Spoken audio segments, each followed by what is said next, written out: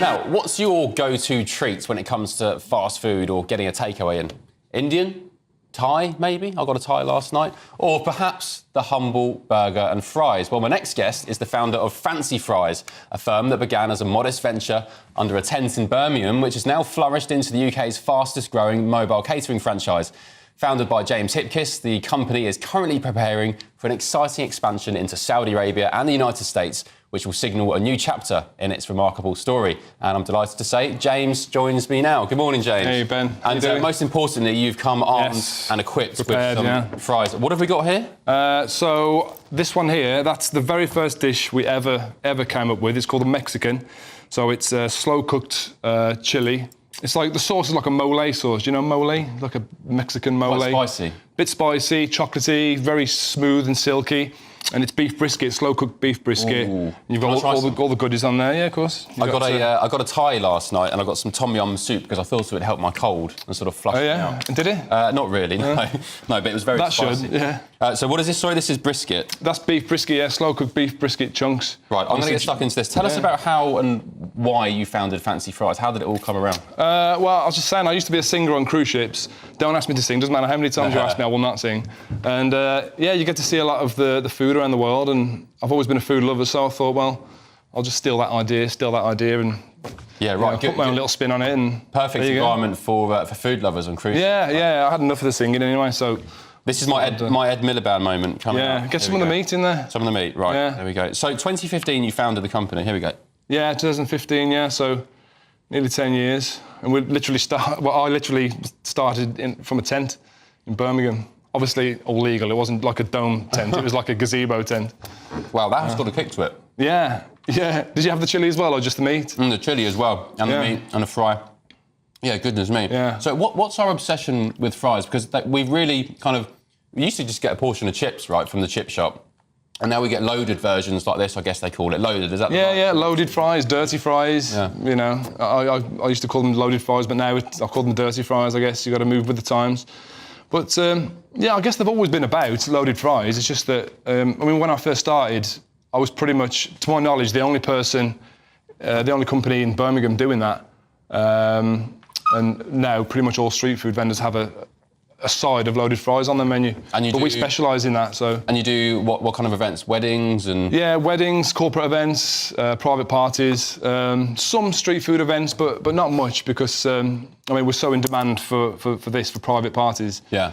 I suppose we've let that street food stuff go, really. That's pretty spicy. Normally when I get an Indian takeaway or something, I get a korma or a pasanda. Korma. Very mild indeed, so that's quite spicy for me. You sorted your sinuses out. Yeah, they're opening. You want to try this one as well? Floodgates are opening. I have to warn you, this is a bit spicy as well.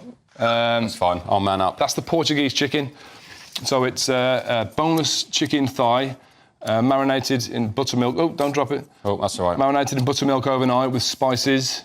Am I going to need a glass of milk after eating this? Probably, yeah. No, that one was more spicy. How bad, out of 10, how spicy is this? You know what, I reckon they're both probably a 7. Right, it's live TV, let's do it. Yeah, if you avoid that chili, it's...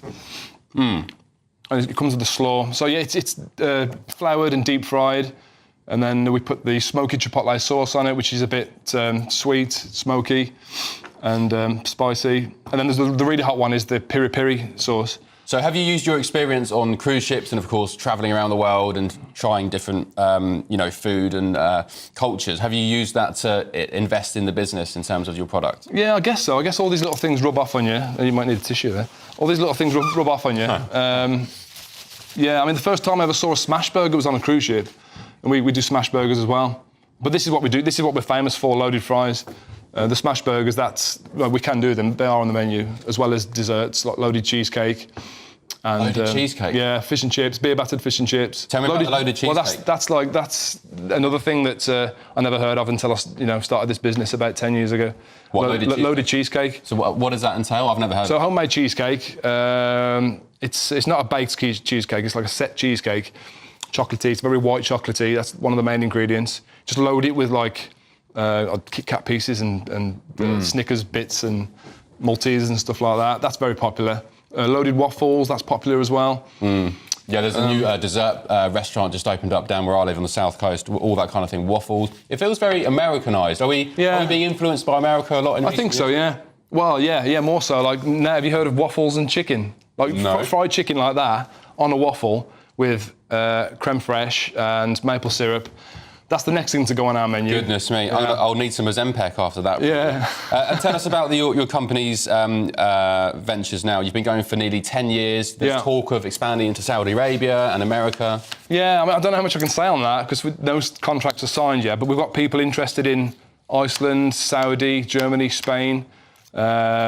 America is in our sights, but not just yet because you need certain paperwork for that. Saudi's an interesting one. Yeah, Saudi, Kuwait. We've got people interested in Kuwait. Well, not people. We've got companies interested in buying into Fancy Fries and having it rolled out across their. Is that because places like Kuwait and Qatar and Saudi and I guess Dubai, is that because they're kind of trying to westernise themselves a I little think bit? so. Yeah, I think politically, I don't know, but I mean, yeah, they've obviously got money, and they're trying to develop. They're trying to, be the next sort of Dubai sort of thing. You know. I guess they're all trying to be Las Vegas, in their own way. Yeah, the Las Vegas of the Middle East. The Las Vegas of the Middle East, yeah. I'll be going there soon to, just develop a menu and check it all out. Apparently there's a big street food scene over there in Dubai and places James like Hipkiss, thank you very much for being with us. You are Thank Fancy you Fries. for having Where can me. they find out more? What's the web address? Yes, so you can email me, james@fancyfries.co.uk. Web address, it's on here somewhere. It should have been on the front, but it's fancyfries.co.uk. Thank you, James. You can even call me, 077 185 89312. Thank you, James, for being with us. And thank you at home. Dawn Neeson is next with The Weekend. Have a pleasant rest of your Sunday. I'm going to get stuck into these. I'll see you in just a bit.